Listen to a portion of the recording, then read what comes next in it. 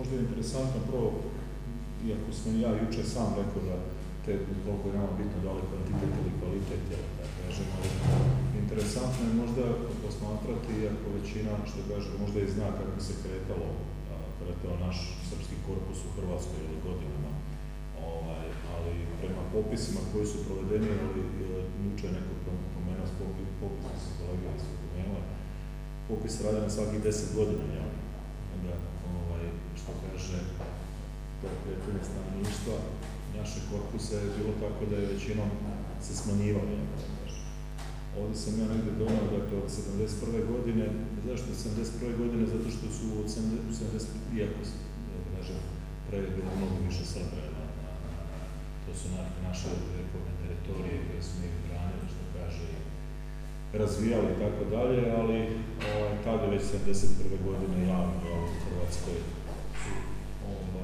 bez ikakvih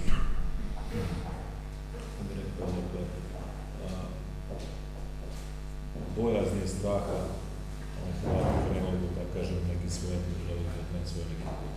Iako tada, po tom popisu, je bilo 626.000 Srba. To govori dakle u Hrvatskoj avnojci 71. Da, 626.000, iako je bilo negdje oko 103.000, dakle neizjašnjenih. A Jugoslovena? Jeste. Tad se nije, mislim, da li ja nisam, ali je to vjerovatno u tom broju, u toj brojci. Jugoslovena je tad bilo 71. nekoliko stotina hiljada, uglavnom Srbi. Ali to se pojavio ali 81. godine se pojavio da ima 530, znači povišanje, znači u nacionalnoj pripadnosti, dakle već 10 godina posle skoro 90.000 manje, 531.000 Srba, ali recimo primjer u ovome delu Jugoslovene je 404.000. Dakle, to je već ogroman broj povećanja, da kažem. 91. imamo 581.000 Srba i tad još uvijek imamo 152.000 Jugoslovena. Dobar dio, znači možda je Srba, da kažem. Sad, poslije, to znamo šta je bilo, poslije tih 90. godina u Hrvatskoj. Jedna stvar koju ću ja spomenuti ovdje i posle, jeste recimo da su početkom, dakle 90. godina, Srbi, znači, jednostavno nestaje, što kaže pojava mraka. Znači, krenuli su ubistva Srba, ubistva viđenih značajnih Srba, uvođenje u diskurs javnih govora iz NDH, koji je bio apsolutno prihvaćen tada i poželjan u Hrvatskoj, normalno gdje smo se mi osjećali izuzetno u strahu i loše. Ono što mi nismo u to vreme uspeli politički da se organizujemo, a i neke naše institucije nisu bile naše institucije, nego su bile institucije publičke, pa su bile, ne znam, komunističke i tako dalje.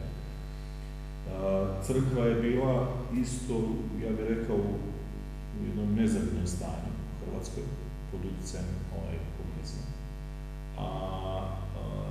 Jedna od retkih institucija koja je bila srpska prosveta, njoj je bio zabranjen rad, pa su je posle dozvolili da rade, a normalno sve to se odvijalo pod nekom, da tako kažem, jakom kontrolom.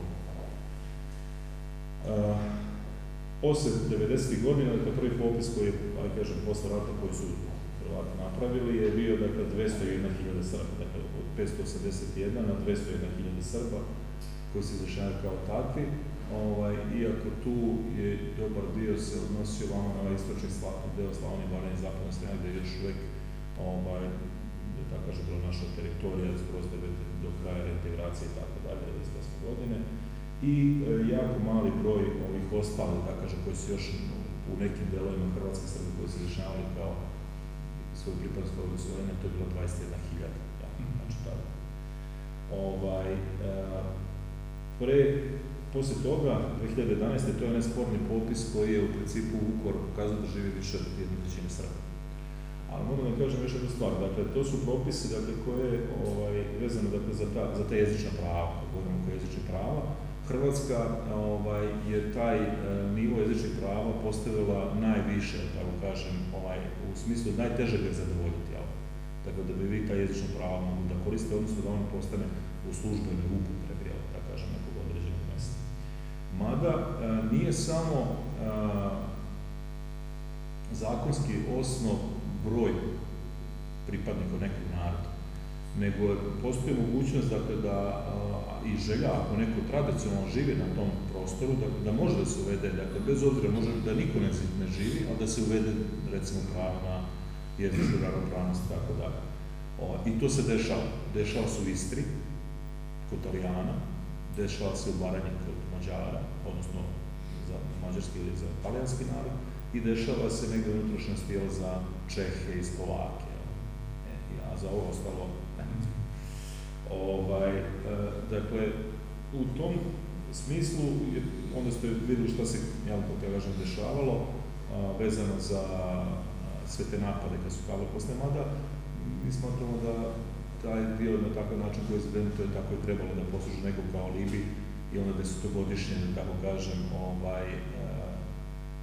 činjenje sve samo da do toga ne dođe. Međutim, nije samo u Vukovaru 1/3 Srba.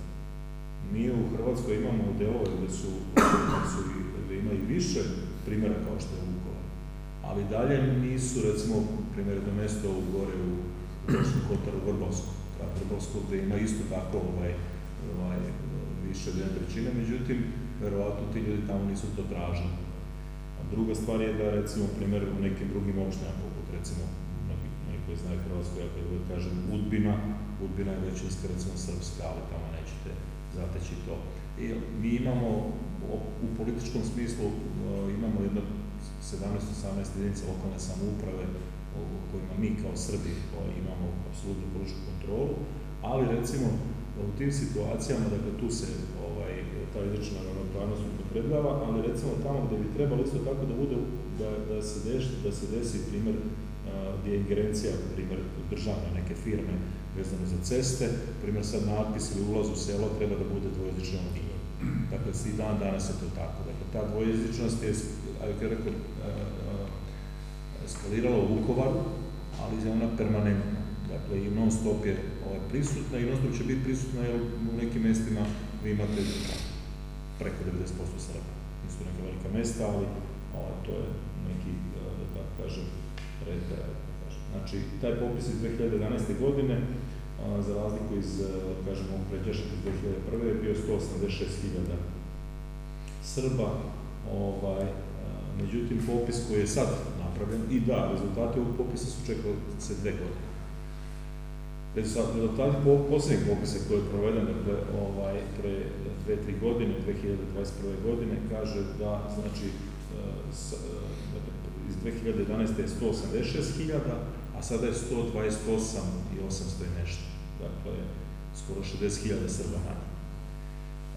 U jezičnom smislu, dakle, po posljednjem popisu stanovništva, samo 45.000 ljudi se izjasnilo da je srpski maternji jezik. Sad. Tu postoje pritisci, da tako kaže, bogoslovenstva, bratstva, jedinstva, tako dalje. Onda sami ljudi ne znaju koji govor. Oni govore svoj, da tako kažem, svojim govorom, jer u Hrvatskoj, kao i drugim drugim državama se govori nekim određenim narečima, da tako kažem, određenim regionima. I onda oni misle da pričamo hrvatski, ne pričaju hrvatski, apsolutno. I kad dolazi, kažem, do ovoga, do popisa, onda se tako izjašnjavaju. Možda se tako delimično u jezičnom smislu i osjećaju, što je žalostno. Jer ja bih rekao da u nekom našem delu, produktivnom delu izdavaštva u Hrvatskoj, mi, nažalost, nismo nešto bogati u posljednje vreme.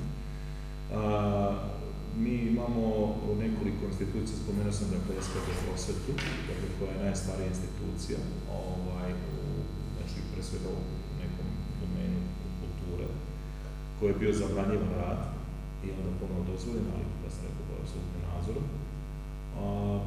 I oni se više bave očuvanjem nekoga folklora i tako dalje, iako postoji jedan veliki prostor, ja sam jučer spomenuo dakle, da Hrvati atakuju kako na materijalno, tako na nematerijalno kulturno blago. Dakle, imamo dosta i nematerijalno kulturnog blaga koje možda se nismo na dobar način pobrinuli oko toga. Tu je i Srpsko društvo Privrednik, koje se ponovo obnovilo, tako da oni su, kada su nastajali, da kažem, Viktor i Matijević, koji je jedan od začetnika, je bio dakle, da imućni Srbi pomažu pre svega mlade studente Srbe, da ih finansiraju, da ih stipendiraju i tako dalje. I onda su dolazili do osnivanja takvih institucija, zadužbina, banaka i drugih stvari. Ove ostale institucije, one nastaju sve negdje posle rata, dakle posle 90. godina, i nisu više toliko, recimo, poput Srpska demokratska forma, koja ja mislim više nije aktivna, ali se pretvorio na neki folklor. Postoji to Srpsko narodno veće, ali ja kad kažem, mislim, ja znam da ljudi imaju drugčiju percepciju javnosti, ali to se radi samo o jednom čoveku i Srpsko narodno veće uopšte ne predstavlja, ja bih rekao, dakle, neki izraz našeg ukupnog srpskog, da kažem, želje, nego možda pojedinih samo elita ili elitistički onako. I postoji, dakle, zajednička veća opština, dakle, to je institucija koja je formirana u Poreskom sporazumu. Sad možda tu da se dotaknem samo, dakle, situacije te ratne, 90. godina. 95. godine, kada su započeli pregovori u Daytonu, onda su započeli vezane za situaciju u Bosni i Hercegovini. Onda su u okviru tih pregovora dovođeni pregovori i za situaciju u Hrvatskoj. Dakle, ovaj deo ovamo, poznato me šta je bilo u augustu 95. ili u maju 95.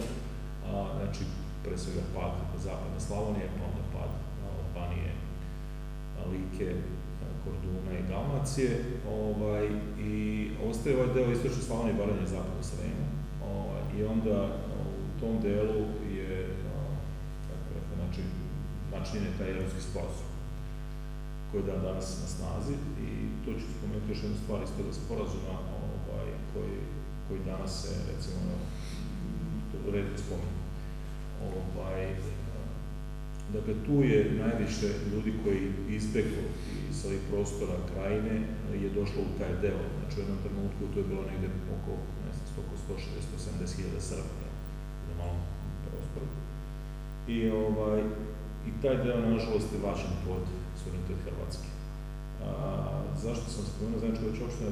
Znači, to je institucija koja je međunarodno priznata, jedina međunarodno priznata u Hrvatskoj, koja ima međunarodno legitimitet, i gde se Srbima garantuju određena prava, pa pravo i kulturna prava, i verska prava, i sve ostalo, i obrazovna prava, i politička prava.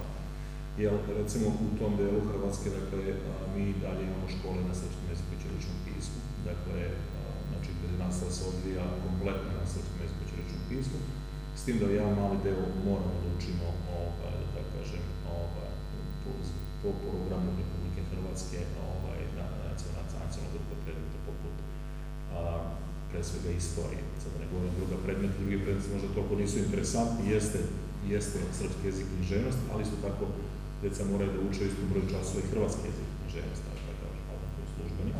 A u tom delu, dakle, koji izučava istoriju, mi smo imali izbor, jedno vreme je bila, kako kažem, moratorijum, da se uopšte nije izučavala novija istorija, 90. godina. I onda, kada je taj moratorijum prošao, onda je bio pokušaj da se napravi jedan zajednički udžbenik. Ne znam da li vam je to poznato. Ja sam ga i sad čak i sačuvao. Međutim, jedan primjerak, međutim, to nije odgovaralo Hrvatima i onda su oni sami minirali, tako kažem, taj udžbenik. I ništa, da kažem, da ne upravljaju u svom državom da mogu da ga miniraju. I onda smo se odlučili za neka izdanja udžbenika, za primjer u školama, koje se vam reći kao najmanje loše. To je isto najmanje loše, to je njihovo viđenje. Tako da je najčešće na slobodi profesora, evo što kad se profesor mlađe uči, oni se šta će da ispredaje, to je njihovo. Mi polažemo nade u te roditelje, te profesore. političkim pravima, pošto sad je aktualno tamo, su bili izbori pa se slaže, formira neka većina, pa ste čuli neće Srbe u vladi i tako dalje. I to je tako, to je sasvim legitimno. Zašto bi Srbi trebali? Ja sam uvijek zagovornik, ako nešto nije za dobrobit tvoju, zašto si ti tamo? Mislim da bi ti bio neki folklor, dekor ili da bi u stvari sudjelovao, odnosno bio...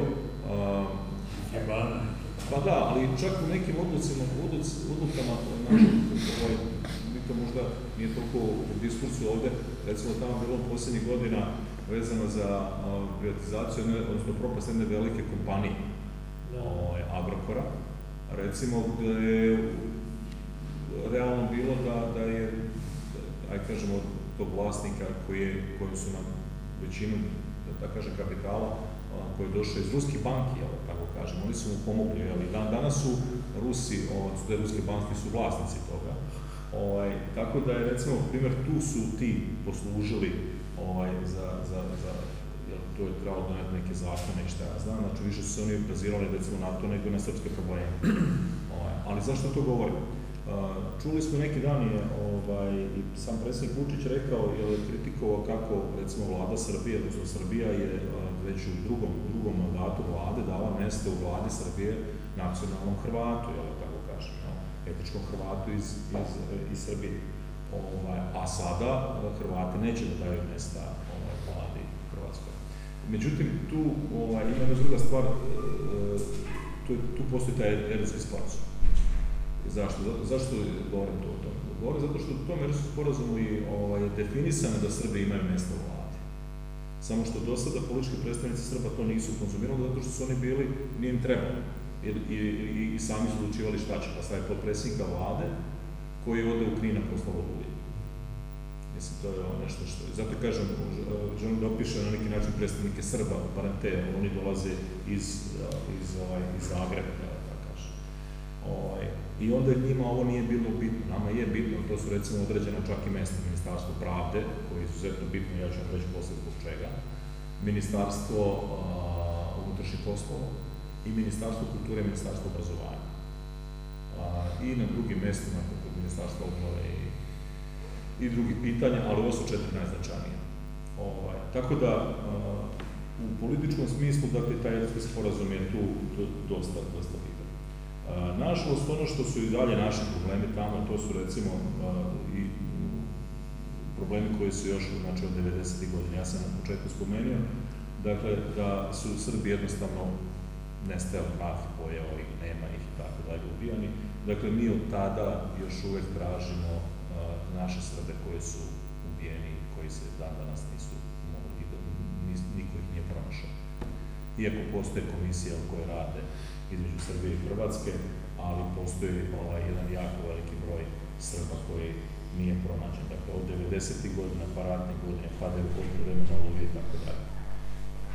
I to je nešto što nas muči, zato što Hrvatska na neki način neće ni da prizna tim porodicama, dakle, da su to civilne žrtve rata. I te porodice nemaju ni pravo na taj status. Dakle, da su imaju status civilnih žrtava rata. Jednostavno pripadaju nikom. Iako su oni sami pokušali da tuže državu, ali su izgubili sporove i tako dalje. I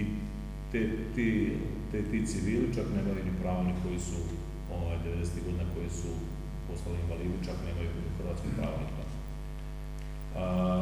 Ti ratni zločini na Srbima se maltene ne istražuju i jako je retko, recimo, procesuiranje takvih zločina na Srbima.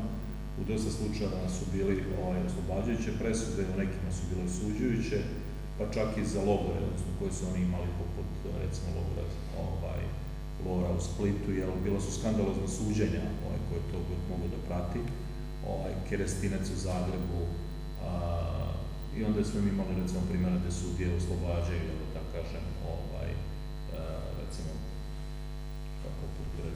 95. godine kada su palili kuće, ali zajedno Srbi sa kućama. I zna se ko ih je palio, tako kažem, i ostali su nekažnjeni. Pored toga, normalno, sa druge strane, nama je ta stigma stavljena i mnogo Srba, neka su postali, dakle, celi popisi Srba koji su optuženi za ratne zločine. A tretiranje recimo za neke Srbe, kad se potpiše optužnica, pa njima ratni zločin ako je neko zastrašivao stanovništvo i tako da. Dakle, čak nije došlo do nekih možda fizičkih povreda težih i da ne govorim smrti. Međutim, i ta hapšenja se dešavaju dan danas. Ja kad vam kažem da je više Srba bude uhapšeno u Hrvatskoj nego na Kosovu, ali nema to u medijima, mislim. Znači, evo sad je završeno jedno suđenje u Osijeku, oficiru je način, koji nije bio ni prisutan tamo, ali on osuđen na 18 godina, čini mi se da je dobio 18 godina zatvora. Tako da mi danas imamo situaciju da Hrvatske i Hrvati koji su postali članicama Europske unije imaju pravo da na osnovu takozvanog dokumenta koji se zove nalog za hapšenje zatražuju, dakle traže te ljude, naše ljude i drugim zemljama Europske unije i ovih moraju da ih isporučuju, da se provode ta suđenja i tako dalje, tako dalje. I ne da sad više nema tih spiskova, nekad bili su i tajni spiskovi, nego s obzirom da je u pravosudnom smislu ratni zločin, najteži zločin je ne zastareva, dakle kada god se pojavi neki dokaz, dakle oni mogu da pokrenu spor i to tako će vjerojatno da traje u nedogled. Ono čim se oni hvale, da su oni ovaj model uspeli da ugrade u Ukrajinu. Dakle, oni se hvale da su oni uspeli da ugrade u Ukrajinu prema Rusiji. Tako da su imaju te neke modele koje prodaju drugo. Mnogo naših ljudi tamo nije uspjelo da povrati svoja prava, imovinska, stanove, da otkupe te stanove, znači da obnove svoje kuće, imovine, ali jako puno imovine srpske tamo. I dan danas nisu čak regulisane na imovinsko-pravne odnosi, nažalost, to je nešto što je možda i ostaće i na nama da mi to moramo da rešavamo, zato što recimo mnogi drugi narodi bi to rešali. Mi smo malo se prema tome olakotno odnosimo, pa neće niko. Međutim, Hrvatska donosi već polako zakone gde je oduzela građevinska zemljišta, sad će oduzimati i ostalo. Mnogo je ostalo, kažem, stvari, ljudi koji su uplaćivali preratne penzije, pa nisu dobili taj deo penzija na koji imaju pravo. Što se tiče u religijskom, verskom smislu, dakle, mi smo poznati što kaže da je kod nas u Hrvatskoj 6 eparhija, jedna mitropolija. Odnosno, bolje reći, 4 su celokupne, dakle, Dalmatinska, Karlovačka, Slavonska i Osječko-poljska i Baranjska, delomično 2 eparhije, Sremska i Zansko-Hercegovačka i mitropolija Zagrebačko-Ljubljanska. Tako što se tiče u tom delu, dosta velik broj eparhija i mitropolija.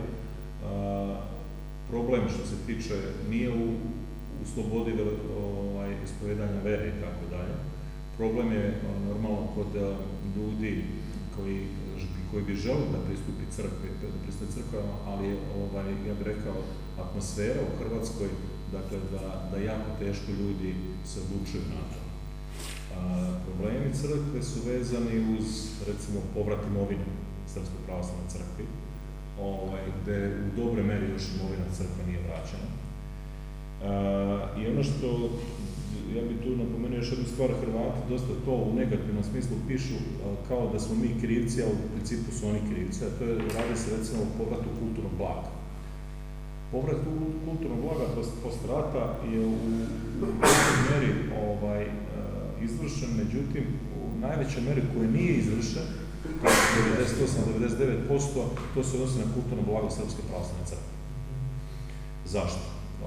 Pa, s obzirom na celo ratno dešavanje, ljudi su, da kažem, i naša crkva, to kulturno blago naše pravoslavne crkve, Srpske pravoslavne crkve, premestili u mesta gde su ona na neki način bila na sigurno.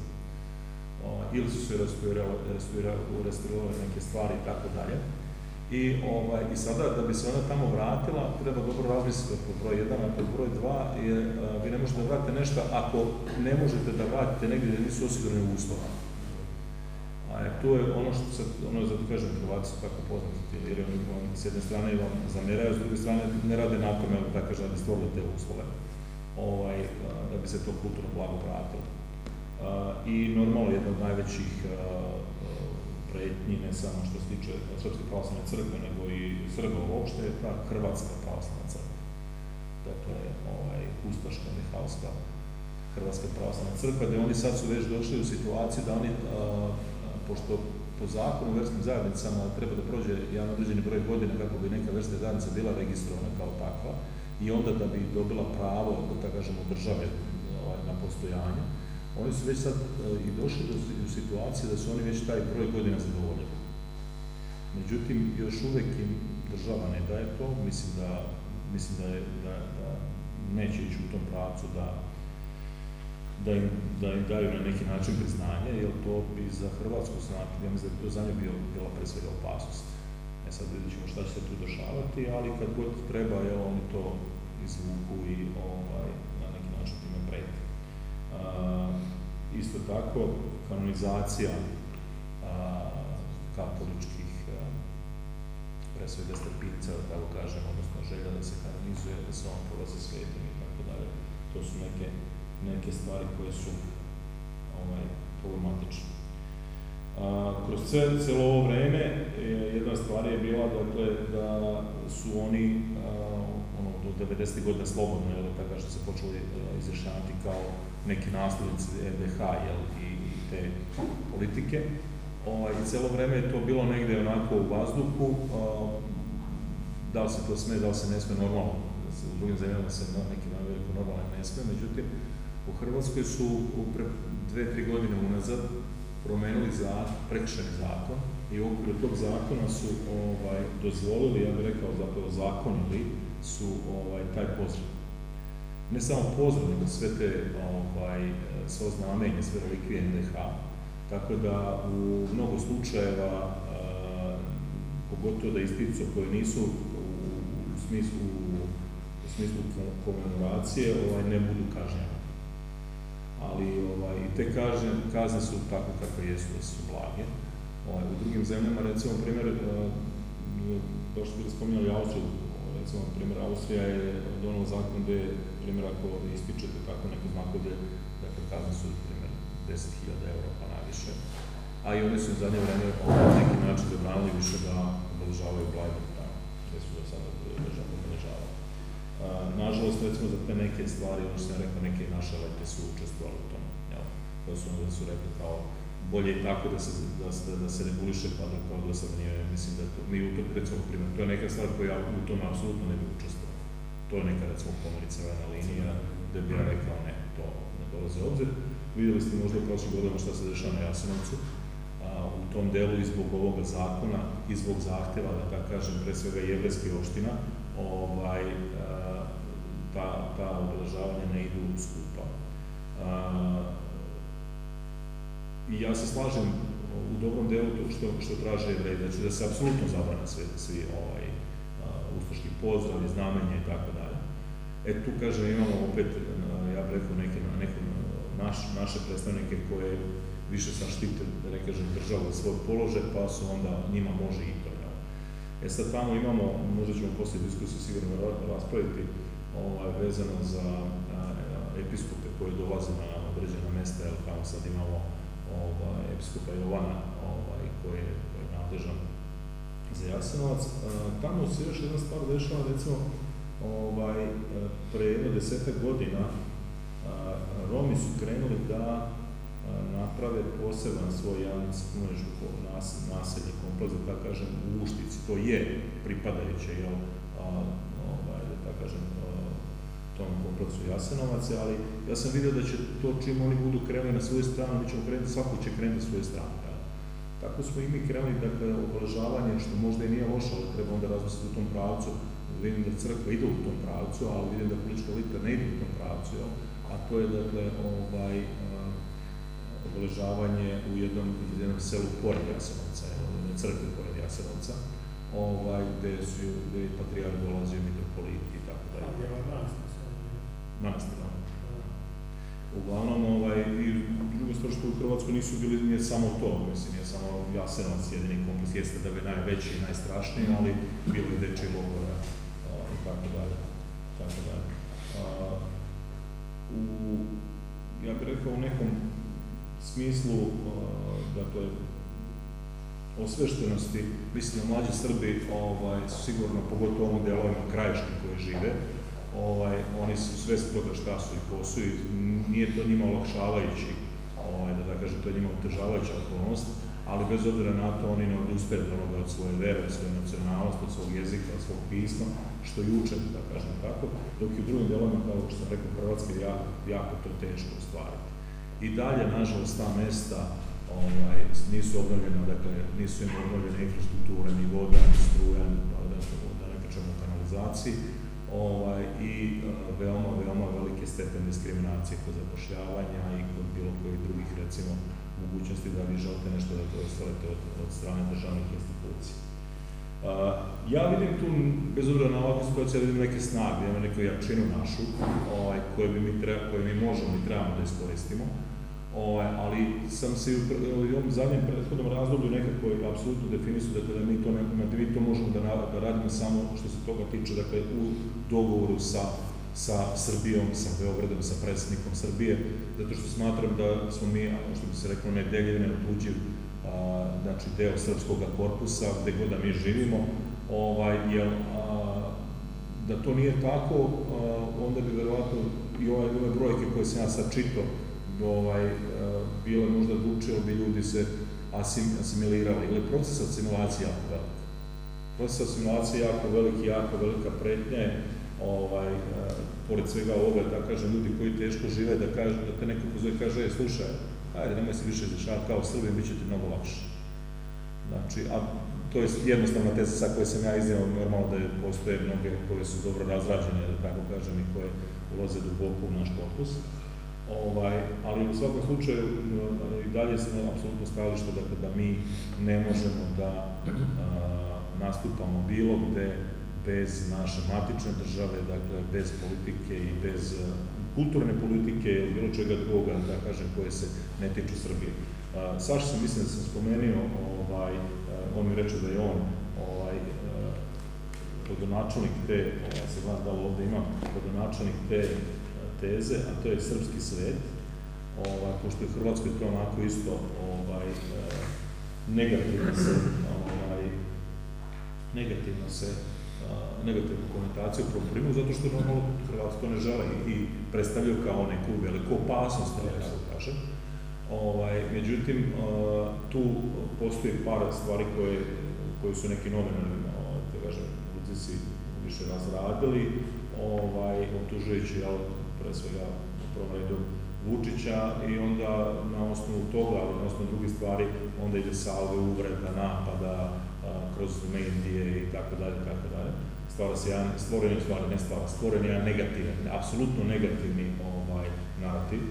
Iako, recimo, što sam ja rekao, sad sam spomenuo, recimo, Srbija je u drugom mandatu dala mesto ministra etičkom Hrvatu, gdje Srbija nema čak nikakve ni obaveze, ni političke, ni bilo koje druge, ali evo, dala je to mesto, otkupila je kuću Bana Josipa Jelačića na Petrovaradinu, mislim da je uložila značajna sredstva da bi se ta kuća i na zahtev Hrvatska nacionalna grupa, dakle Hrvatsko kako treba da se to uredi, tako kažem, mnoga mesta su dobila asfalt. Ja znam, možda, što kaže vama, to nije toliko u fokusu. 2015. godine, ja mislim da se susreli tadašnja predsjednica Hrvatske, iako je ona bila iz HDZ-a, tako kažem, ali je potpisana deklaracija gde je Srbija, znači, s jedne strane je bila ona, s druge strane je bio predsjednik Vučić, dakle, da je Srbija skoro sve iz te deklaracije uradila, a Hrvatska nije ništa. Ali Hrvati su takvi, kažem, poznati su tome. Tako da, u delu da srpskog sveta, osuđujuće pre svega kao sama pojava uopšte toga, normalno te pretnje i ovim njihovim tendencijama koje idu do sada, normalno da Srbe asimiliraju. Jel, ako pogledamo, da kažem, one ustaške ideologije, oni su maltene došli do toga. Trećinu Srba protjerati, trećinu Srba poubijati, a trećinu Srba katoličiti. Tako da su oni maltene došli do ovom zadnjem popisu našli, dakle nešto 3,2%, mislim, jedan jako mali broj. Iako Srba iz Hrvatske ima mnogo koji ne žive u Hrvatskoj, nažalost, i kojima je sve napravljeno samo da se oni tamo ne vrate. Zato ja mislim da je apsolutno značajno, dakle, naša saradnja i, da tako kažem, naša poruka da mi bez Srbije ne možemo normalno nikako da opstanemo i ovo sad što je bilo jako rizično i trebamo da napravimo sve da promenimo to, dakle, u pravcu izgradnje zajedničke politike i stava, znači gde će Srbija da nas vodi i gde ćemo da se borimo i imat ćemo verovatno onda i bolji, bit ćemo i bolji i jači, da tako kažem, kao što sam rekao, dakle, ja i juče, mislim da ove mlađe generacije su tu, mislim, osveštenije sigurno zato što nisu živjeli, pogotovo u tom delu, u onome periodu komunizma.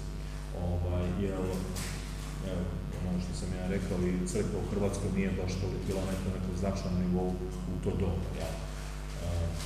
Ja ću ovdje sad stati, pa ću onda da ne bio previše dugačak, a nadam se da će se biti na diskusiju.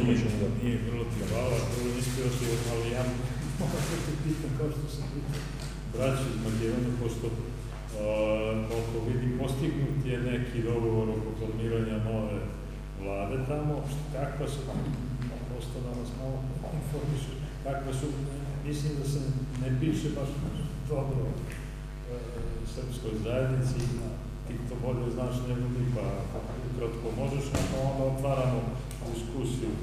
Da, pa da, možda samo da se vrati jedan korak nazad. Dakle, dok god Hrvatska nije ušla u Europsku uniju, tada su, ajmo reći, neki diskurs je bio prema tome da se daju određena prava, Srbima i tako dalje.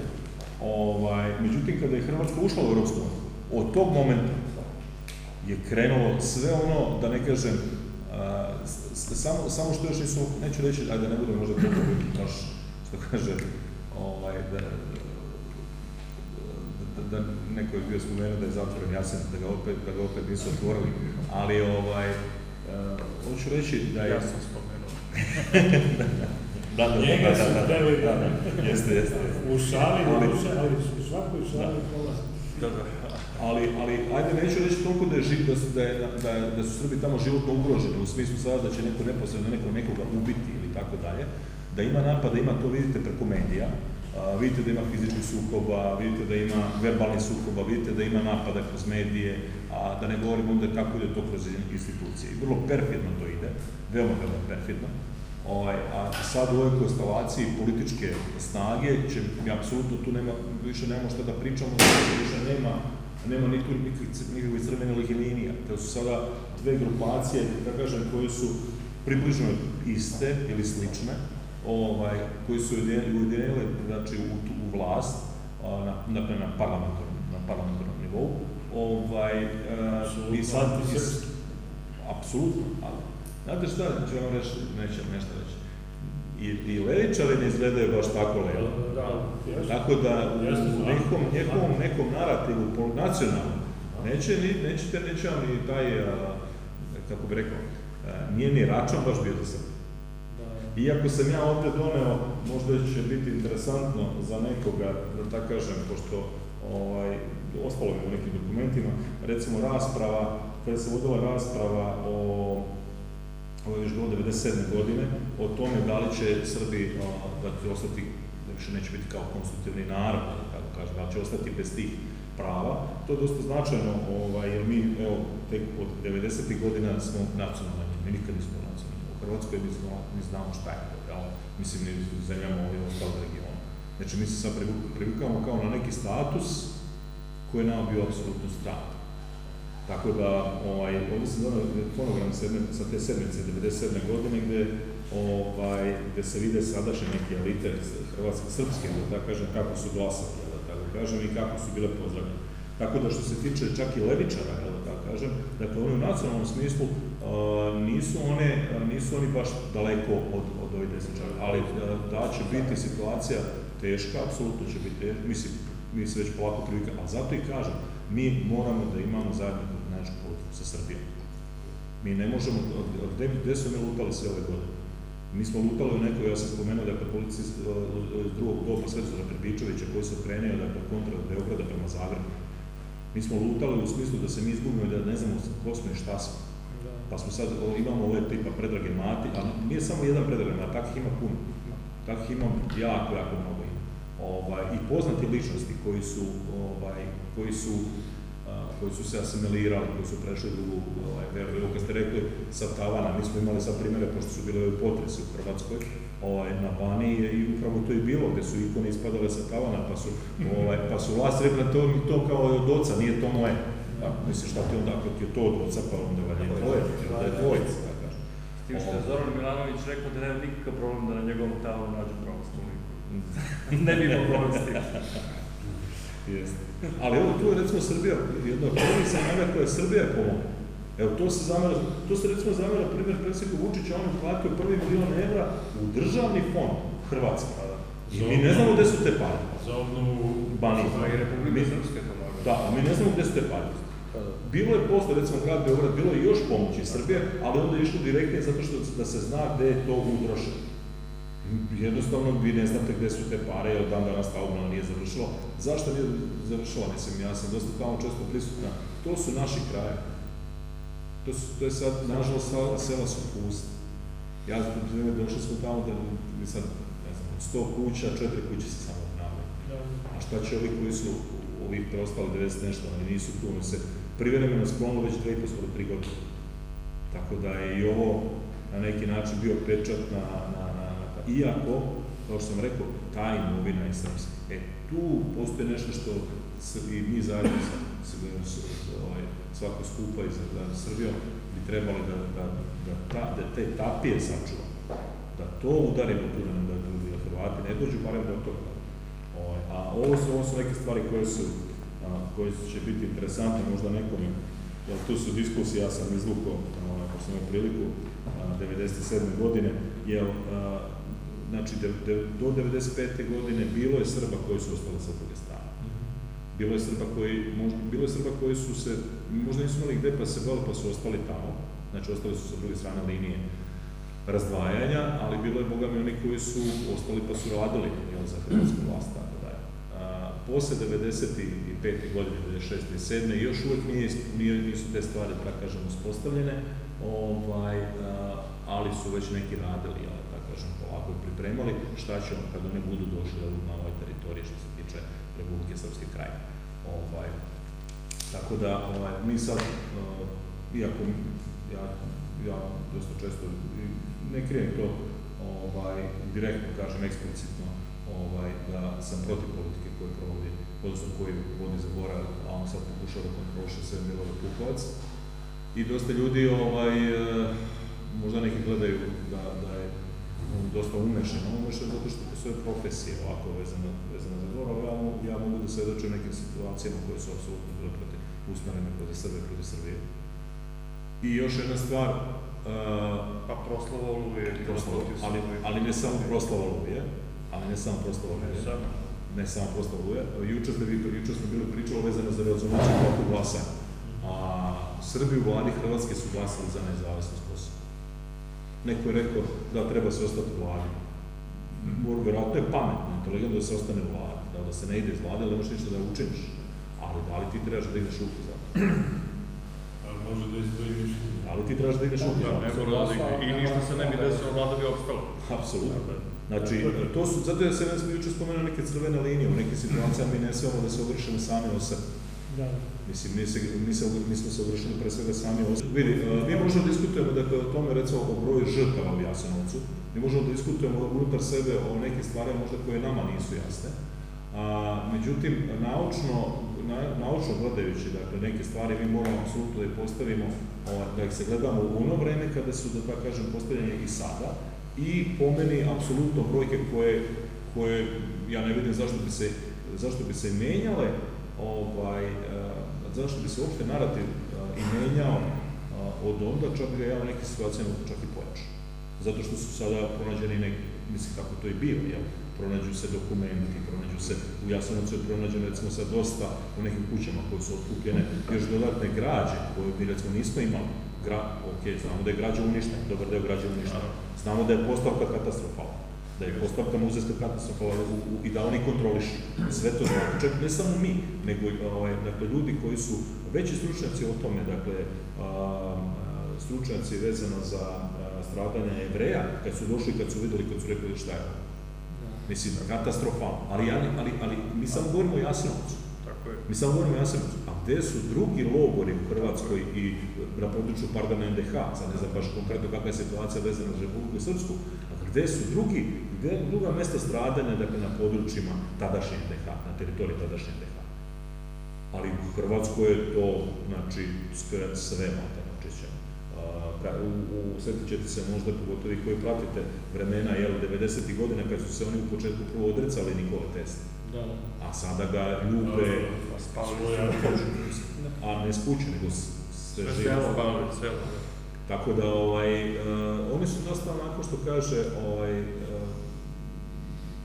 tu lukavi, onda onako naprave neke kulise da se u stvari to ne vidi, da to tako izgleda loše, ali to u stvari je sasvim jedna druga atmosfera i druga realnost, tako da tu zato i kažem, trebamo i mi isto tako kažem, da mi budemo oprezni, trebamo da budemo zajedno da nastupamo apsolutno tim stvarima, ali ćemo biti sigurno jači, ali njihove teže tendencije su jasne. Sve su ovo naše teme i s obzirom da je položaj Srba u Republici Srpskoj zaista i najbolji, mnogo bolji nego li predstavnik ove tri organizacije i u redu je zaista da slušamo i meni je bilo dragocjeno sve ovo i gospodin Raković. Oca Darka smatramo nekako i predstavnikom Republike Srpske baštinanika, tako da smo imali smo i dovoljno riječi, ali evo, znači u nekoliko rečenica, prije svega hvala organizatoru i domaćinu na pozivu, nama je zaista čast. Baštinik se ne bavi na ovom nivou zaista ni analizama, ni političkim konstrukcijama regiona i okoline. Mi smo više, kao što je čini se Darko je rekao, bavimo mikroradom i radom na terenu. Ali ono što evo možemo reći za ovu temu jeste dvije riječi kojima je naš slavni Petar Kočić najbolje definisao srpski nacionalni program, bar za nas Srbe iz Republike Srpske. To je oslobođenje i ujedinjenje. Stvaranjem Republike Srpske mi smo, bar djelimično, gubitkom teritorija na kojima su Srbi vjekovno živjeli, gubitkom, ali ne i odricanjem. I kroz rad baštinanika mi smo prisutni i, ne znam, u Petrinji, Gornje-Karlovačkoj eparhija, i u Slavoniji, Dalmatinskoj eparhiji, u eparhiji Bihaćko-Petrovačkoj, mnogo češće, mnogo jače. Dakle, ono koliko mi možemo činimo da ne zaboravimo taj naš srpski narod tamo. Da li će doći do ove druge faze tog nacionalnog plana i programa, ja se vidim da jeste. Žao mi što gospodin Raković nije tu, ja također kao i on vjerujem da će do ujedinjenja doći brzo, da će ga i moje oči vidjeti. Ali nema problem sa tim da se borim za to da ostavim svom sinu tu borbu, da on ostavi svom sinu, pa da neko od te generacije dočeka ujedinjenje. Moramo raditi svi na tome, svijest je, evo, znači vidjeli smo i u Crnoj Gori šta se dešava i kako se to sve ispodešavalo u 3 decenije. Ja pamtim one demonstracije u Novom Sadu, bio sam student kada su dolazile podrške i slogan ko zavadi dva oka u glavi, taj će Crnu Goru i Srbiju da zavadi. A sada imamo situaciju zavađu. Dakle, moram raditi na tome da se nešto slično ne desi.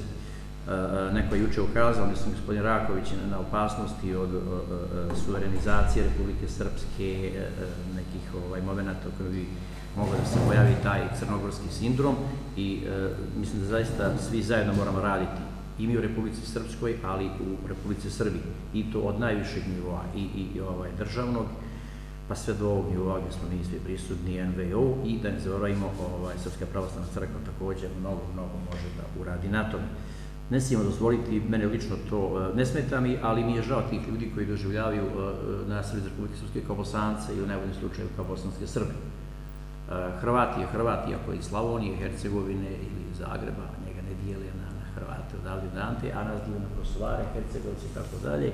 Nekako moramo naći sistem da nađemo tu kohezijonu liniju koja će nas sve prevoditi tome da mi smo Srbi.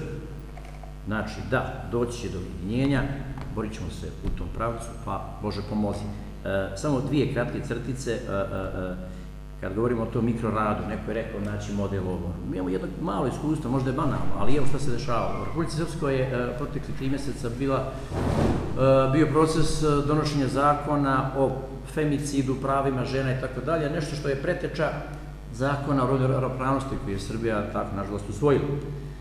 Mi smo nekako shvatili pogodnost tog zakona i uspjeli smo da okupimo 21 nevladinu organizaciju, bukvalno od Trebinja, istočnog Sarajeva, Pala, Banja Luke, Bijeljine, maltene iz svih većih gradova i da sa tim pečatima dostavimo jedan zahtjev i predsjedniku vlade, predsjednik Republike, nadležnim ministrima u kojima tražimo povlačenje tog zakona iz procedure. Malo smo zatalasali javnosti i tako dalje, sad da li zbog te inicijative, da li i zbog ličnog afiniteta ljudi koji vode politiku u Republici Srpskoj, taj zakon je povučen iz procedure i radit će se neki novi zakon. Dakle, snaga postoji i u narodu. Prosto samo, znači, možda samo da ljudima dopunimo, naravno, to je to. Šta je bila najveća problem tog zakona? Što se na malo vrata, kroz jednu zakonsku odredbu, uvodi da, dakle, postoji krivično djelo femicida, koje se razlikuje od ostalih krivičnih djela počinjenih iz mržnje, time što se njime vrši nasilje ili ubija žena ili ma ko se na takav način osjeća. To je bila doslovna jezička formulacija koja je u tom zakonu stajala i koja je, dakle... Zakon je antiustavan, dakle daje veća prava jednom kategoriji stanovništva, što je... A i onda je ukidala, dakle, ovu mogućnost, upravo ovoga čemu Predrag govori, a to je da sa tom odrednicom svako ko se na takav način osjeća, da zapravo imamo prvi put zakonski presedan, da sutra dan neko može da kaže mi donosimo sad zakon o rodnoj ravnopravnosti gdje sad svako može se osjećati kako god hoće bez obzira, a kako može, pa je prošao ovaj zakon. Dakle, to je bilo vrlo osjetljivo i tu je čestka pređe što rekli, ali to je bilo vrlo osjetljivo. Znate koliko su danas društvo osjetljivo na to, da predstavite stvar tako da niste protiv regulacije problema porodičnog nasilja, nego ste konkretno protiv te formulacije radi toga.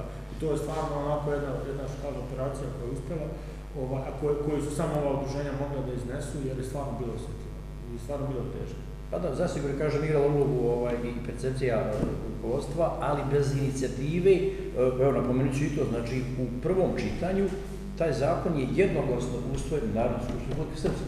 Svi narodni poslanici o kojima ti govoriš, znači ga niko svi glasali za, što bi rekli, nisu oni znaju, nego nisu čitali. Nemaju vremena, to je za njih primiran zakon.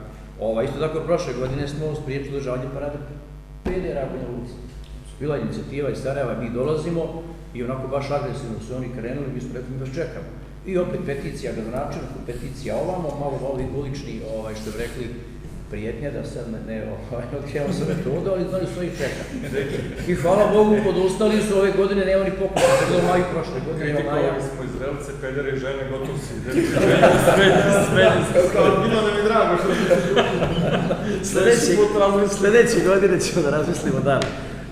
Pošto je diskutabilno da smo mi sljedeće godine. Sunce nismo povedali. Zaista ne oduzimam vremena. Pominjali smo svi izradu zaključaka sa skupa i sabravanja, pa evo ja bih samo predložio 2 stavke. Ne znam u kojoj formi će zaključci biti rađeni, 2 prijedloga zapravo. Jedan je da se nekako akcentuje položaj Srba na Kosovu i Metohiji. Dakle, jeste položaj Srba i u Makedoniji težak, Crnoj Gori, Hrvatskoj, izuzetno i tako dalje. Ali mislim da bi jedan od zaključaka trebala biti podrška ostanku u životu Srba koji žive na Kosovu i Metohiji. Peštenik na tom planu radi dosta. Gospodin Milutin, brat, zna takođe, Spona je učesnik jedne velike asocijacije, organizacija koje pomažu Srbe na Kosovu i Metohiji i mi tu zaista za 24 sata ponekad znamo da prikupimo 10.000 evra i da nekom Srbinu kupimo traktor. Sam odlazak na Kosovo i Metohiju je velika podrška tim ljudima, u materijalnom smislu država Srbija pomaže koliko može, pretpostavljam na načine kako može. Nažalost, mnogo je kapilarno onih na Kosovo i Metohiji, činjenice su ostali, ja to ovdje reći 3 kategorije ljudi, oni koji vole Kosovo, oni koji vole pare i oni koji ne znaju gdje bi išli dalje.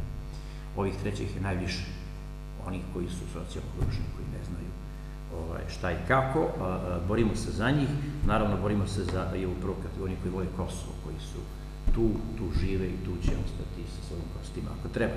Dakle, u nekom smislu formulacija podrške Srbima na Kosovu i drugi prijedlog za zaključke jeste vezan za Republiku Srpsku i za rezoluciju o Srebrenici. Mene lično kao pripadnika Vojske Republike Srpske to, kako bih rekao, ne pogađa. Ja znam da mi nismo činili genocid. Haški tribunal Ujedinjene nacije doživljavamo kao sistem kad dijete sudi, kad dijete tuži, kad dijete tuži, kad dijete sudi. Takođe odbijamo. Ono što zaista i mene lično boli, a mnoge moje prijatelji, recimo sam razgovarao, jeste stav Crne Gore. Zaista je ovako bolno prihvatiti tu činjenicu da sad neko koga ti nazivaš bratom, pa ne samo da glasa za, nego li je pri tome i neko ko to inicira i potencira. Vjerovatno taj glas neće ni odlučiti da li će Republika Srpska biti proglašena genocidom, odnosno zavisno dan obilježavanja, ali ostaće nekako taj neki biljeg da je to tako i ta žaba o kojoj si, Aleksandar, i ti pričao je zaista krupna. Nadam se da ćemo i uspjeti progutati bez posljedica po ovaj cilj o kome pričamo, a to je ujedinjenje. Dakle, i u tom smislu da nekakav zaključak bude podrška Republici Srpskoj u smislu odbijanja rezolucije, ali na neki način i kritika stavu Crne Gore u pitanju usvajanja rezolucije. Ja zaista ne bih nešto mnogo više, ne znam, kolega, ako ste propustio dopunte, rađe da ostavimo ovako neku priču koju možemo... Mogu ja samo kratko u vezi Crne Gore, to ste vi sve lijepo rekli, naravno, ja sam dio toga, samo što ja bih volio da, evo i to može biti neki od zaključaka ili bar nekako imanentno, kada se govori o Crnoj Gori, želim da svi Srbi iznad Crne Gore imaju tu zvijezdu. Nije njima Crna Gora bratska država, kao što nije ni meni koji tamo živim, nego jedino što je tamo bratsko i za što srpski narod treba da bude vezan, jesmo mi, Srbi i Crne Gore. A Crna Gora je prijateljska država. Srbiji to je jedna od najneprijateljskih i najneprijateljskih je orijentisana prema srpskom narodu u okviru svakog smisla svoga djelovanja. Ja mislim sad ovako da stavimo neku tabelu, na Excel da napravimo i da vidimo protiv koje kategorije bilo nacionalne, bilo ekonomske, bilo najširem smislu, bilo kakvu kategoriju da izvučemo protiv koje je Crna Gora kao država. Vi ste jučer odlično rekli to da su to dvije države koje imaju isto ime, koje su u potpunosti različite. Crna Gora iz doba dinastije Petrović-Njegoš, srpske dinastije i današnja Crna Gora. Dakle, današnja Crna Gora jedini svoj smisao djelovanja ima da našteti srpskom narodu i da bude tamnica, pa evo čak to se naročito sad pokazuje za Srbe u Crnoj Gori i da teži, da iskoristi neke naše nedostatke tamo kao nacionalne zajednice koje se nadam da ćemo svi. Ja ću da probam da na kraju u ime domaćina, znači u ime Narodne biblioteke dr. Dušan Radić i Udruženja Sabornik, da se nadovežem na ovo što je Miloš rekao, ali na ono što sam rekao na samom početku, kad smo krenuli, jeste Srbin jedan isti gdje god daje. Da li je u Skoplju, da li je u Podgorici, da li je to Vukovar, Banja Luka, Vrnjačka Banja, Beograd, sve jedno. Slušajući sve vas pažljivo, evo i Dejan i ja smo se trudili da mi mnogo malo pričamo, odnosno da vama damo uopšte prostora da vi kažete i svoje probleme, i svoje stavove, odnosno da vi ukažete na ono što je bitno. Generalizujući sve to što sam ja čuo sad u ova 2 dana, ja mislim da je jedan od tih prvih možda zaključaka koji treba da bude jeste nedostatak i neophodnost institucionalne podrške Republike Srbije prema svim delovima tog srpskog kulturnog prostora. Znači, da li je to Makedonija, da li je to Hrvatska, da li je to Srpska ili sve jedno.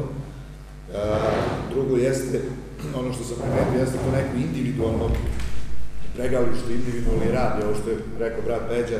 Znači, taj mikrorad i rad na terenu koji je neophodan jer iz toga idemo u neku širu priču i u to neko šire delovanje i iz toga izvlačimo taj treći zaključak, a to jeste ovo što je i malo pre Miloš rekao, to je ta neka sabornost. To je u stvari bio jedan osnovni razlog i motiv što smo mi vas sve pozvali ovde da dođete i da probamo zajednički da radimo na tom problemu. Vraćam se na ovu drugu tačku gde kažem da sve polazi iz tog individualnog, jer ovo danas, odnosno ovaj ceo skup juče i danas nije bio samo Dejanova i moja, da kažem, zasluga, već i svih vas jer ste svi izdvojili svoje vreme, došli, učestvovali u ovome, znači uložili neki trud i rad u ovo, opet vraćajući se na to da smo svi to sabrano uradili, da smo opet doneli neke zaključke i da nadam se da će iz ovoga nešto iskreno se nadam da će iz ovoga nešto da izađe dobro, što bi rekli. I završit ću samo s još jednom rečenicom koja bi možda mogla da bude opet neki zaključak, a to je duhovna obnova, oslobađanje i ujedinjenje.